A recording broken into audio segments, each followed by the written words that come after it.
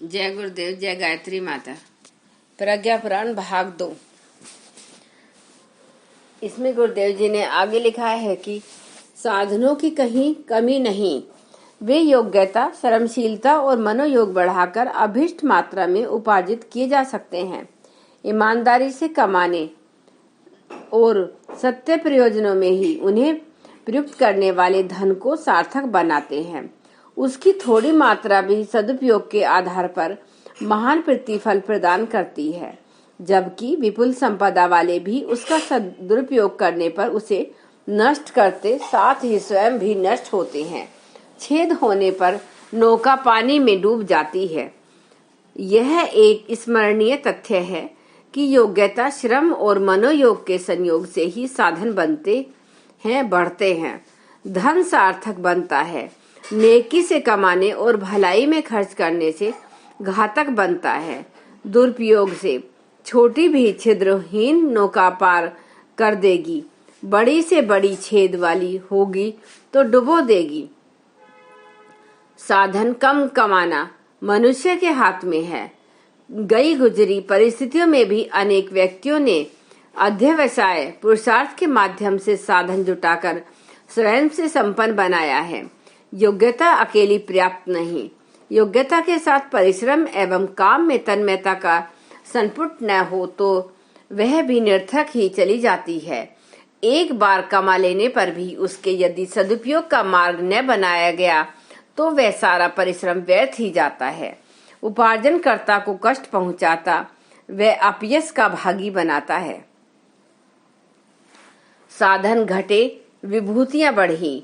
राजकुमार पज्ञ महामंत्री मार्तंड के संरक्षण में व्यवहारिक प्रशिक्षण प्राप्त कर रहे थे। उन्हें साधनों और विभूतियों का महत्व समझाते हुए महामंत्री ने एक उदाहरण रखा। 2 युवक नकुल और प्रदीप को व्यवसाय करने के लिए अनुमति और साधन दिए गए। नकुल को नगर के बीच में तमाम अचल संपदा तथा लागत के लिए प्रचुर धनराशि दी गई। प्रदीप को अनुमति के साथ थोड़ा सा धन देकर विदा किया गया। 5 दिनों बाद उपस्थित होने के लिए कहा गया। निर्धारित समय पूरा होने पर नकुल आए, फटे हाल बतलाया कि धन समाप्त हो गया, अचल संपत्ति बिक गई और वे श्रेष्ठ प्रदीप के दिनों को राहत कार्यक्रम के आधार पर गुजारा चला रहे हैं। श्रेष्ठी प्रदीप और कोई नहीं, सामान्य धन लेकर व्यवसाय प्रारंभ करने वाले युवक प्रदीप थे। महामंत्री ने राजकुमार को समझाया, देखा, नकुल जैसों के साधन विभूतियों के अभाव में नष्ट हो जाते हैं और प्रदीप जैसों के पास उनकी योग्यता, श्रमशीलता, लगन के आधार पर ही साधन पैदा हो जाते हैं। यह सत्य जो समझता है वह सही विभूतियों को महत्व दे पाता है। सुलभ साधनों से गुरुकुल कांगड़ी। स्वामी श्रद्धानंद ने अपना घर बेचकर उस पैसे से हरिद्वार के पास कांगड़ी गांव में 10 विद्यार्थियों को लेकर एक गुरुकुल चलाया। अध्यापक, पालक, संचालक वे स्वयं ही थे। जिस तत्परता से उनने बच्चों को पढ़ाया तथा विद्यालय चलाया, उसने देखने वालों के मन जीत लिए। ख्याति के साथ साथ छात्रों की संख्या तथा उदार जनों की सहायता भी बढ़ती गई। एक एक करके गुरुकुल विकसित होता गया। स्वामी जी के जीवन काल में ही यह संस्था उन्नति के चरम लक्ष्य तक पहुंची थी। आज उसे विश्वविद्यालय का दर्जा प्राप्त है। गरीब विद्यार्थी से डायरेक्टर। एक लड़का बिना किसी से सहायता मांगे अति निर्धन होते हुए भी फीस अपने पास से जमा करता और किताबें भी स्वयं ही खरीदता। ईर्ष्यालुओं ने उस पर लांछन लगाया कि यह पैसा कहीं से चुराता है।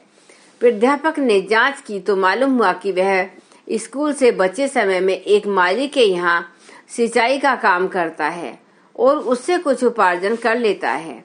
फीस माफ क्यों नहीं करा लेते? इस प्रश्न का उसने उत्तर दिया, समर्थ होते हुए भी मैं अपनी गणना असमर्थों में क्यों कराऊं? यह सिद्धांत निष्ठ पुरुषार्थी लड़का सदानंद चट्टोपाध्याय 20 वर्ष बाद बंगाल के उसी शिक्षा संगठन का डायरेक्टर बनाया गया। गुणों ने उछाला। एक देहाती लड़का कलकत्ता में नौकरी के लिए गया।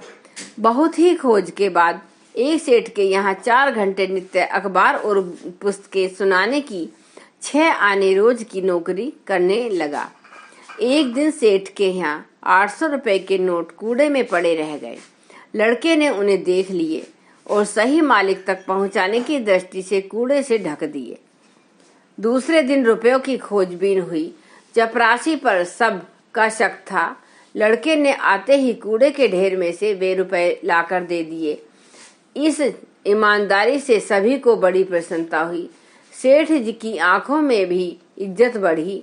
उसकी आगे की पढ़ाई का कुछ प्रबंध हो गया। यही लड़का आगे चलकर प्रसिद्ध साहित्यकार राम नरेश त्रिपाठी हुआ। संत का कार्यक्रम सफल हुआ। विष्णु पुलस्कर का संगीत कार्यक्रम 3 घंटे का होना था। टिकट 5 ही बिके थे। प्रश्न यह उठ रहा था कि टिकट लौटा दिए जाएं, पर पुलस्कर ने 5 श्रोताओं के सामने अपने 3 घंटे का पूरा कार्यक्रम चलाया। इस ईमानदारी और कलाकारिता पर सुनने वाले मुग्ध हो गए। उन्होंने दूसरे दिन भी सभी जगह गायन की भूरी भूरी प्रशंसा की, तो रात्रि को हजारों श्रोता उपस्थित हो गए। गुणवत्ता अधिक महत्वपूर्ण। साधन जुटाना जितना जरूरी है, उससे कहीं अधिक महत्वपूर्ण है उस कार्य के साथ जुड़ी ईमानदारी, नीति, निष्ठा। विश्व के सर्वश्रेष्ठ वायलिन निर्माता स्ट्रैडिवरी को एक वायलिन के बनाने में 2 माह का समय लगता था, जबकि उनके प्रतिस्पर्धियों को वायलिन बनाने में केवल 7-8 दिन ही लगते थे। एक दिन उनके मित्र ने पूछा, आप तो विश्व विख्यात निर्माता हैं, फिर तो आप अन्य कलाकारों से भी जल्दी वायलिन बनाकर बेच सकते हैं। इससे आपको आर्थिक लाभ ही न होगा, वरन संगीतकारों को अधिक समय तक प्रतीक्षा न करनी पड़ेगी। आर्थिक लाभ के संबंध में तो भली भांति मैं नहीं कह सकता, पर इतना अवश्य जानता हूं कि जल्दबाजी में किया गया कार्य अधूरा ही रहता है। मैं अपने लाभ से अधिक महत्व विक्रेताओं की लाभ हानि को देता हूं, क्योंकि जल्दबाजी में बनाए वायलिन उन्हें पूरा आनंद न दे सकेंगे। स्ट्रैडिवरी ने कहा। गरीब से अमीर बना। संसार के जिन 4 बड़े धनियों की गणना होती है, उनमें एक का नाम रॉकफेलर है। यह दौलत उन्होंने कठिन परिश्रम और अध्यवसाय से कमाई। उनकी माँ एक छोटा सा मुर्गी खाना चलाती थी। निष्ठा से माँ के काम में हाथ बटाने पर उसे 1 रुपए मासिक अतिरिक्त मंजूरी मिलने लगी। एक के बाद एक कदम उठाते हुए वे तेल व्यवसाय से अरबपति बने। उन्हें कितनी ही संस्थाओं को जन्म देने में अरबों रुपया खर्च किया। चलती हुई संस्थाओं की सहायता के लिए उन्होंने करोड़ों की राशि दान दी, फिर भी उनकी नम्रता और मितव्ययता देखने ही योग्य थी। सत्कार्यों में सुनियोजन। डॉक्टर मॉम उस पुरुषार्थी का नाम है जिसने अपने बलबूते लेखक बनने का प्रयत्न किया और उसमें पूरी तरह सफल हुआ। उनकी एक पुस्तक की ही अब तक 14 करोड़ प्रतियां बिक चुकी हैं। इससे अनुमान लगाया जा सकता है कि उनके लगभग 50 पुस्तकों से कितनी आय हुई होगी।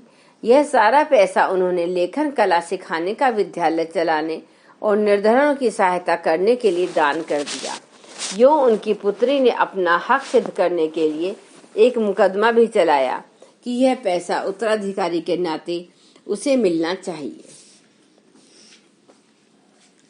2 अनाथ बालकों की पुरुषार्थ साधना। पिता के स्वर्गवास हो जाने पर 10 और 12 वर्ष के 2 बच्चे अपना गांव छोड़कर कहीं आजीविका की तलाश में चल पड़े। रतलाम में एक पुजारी का आश्रम मिला। वहां कुछ कमाई करके बम्बई चल दिए। वहां फुटपाथ पर सस्ती किताब बेचने लगे। यह धंधा उन्हें पसंद आया। फेरी लगाकर धार्मिक पुस्तकें बेचने लगे। हिम्मत बढ़ी और सफलता मिली तो 2 रुपए मासिक के झोंपड़े में ही एक हैंड प्रेस लगा दिया। काम इतना बढ़ा कि धार्मिक पुस्तकें प्रकाशित करने का वह भारत का माना हुआ प्रेस बन गया। धार्मिक विचार के होने के कारण धार्मिक कार्यों में सदा मुक्त हस्त से दान दिया करते थे। अंत में प्रेस और प्रकाशन की संपत्ति करोड़ों रुपए की हो गई। इन्हें खेमग्रज श्री कृष्ण के नाम से जाना जाता है। धन्यवाद। एक बार गायत्री मंत्र हमारे साथ साथ। ओम भूर्भुवः स्वः तत्सवितुर्वरेण्यं भर्गो देवस्य धीमहि धियो यो न प्रचोदयात्। जय गुरुदेव, जय माता।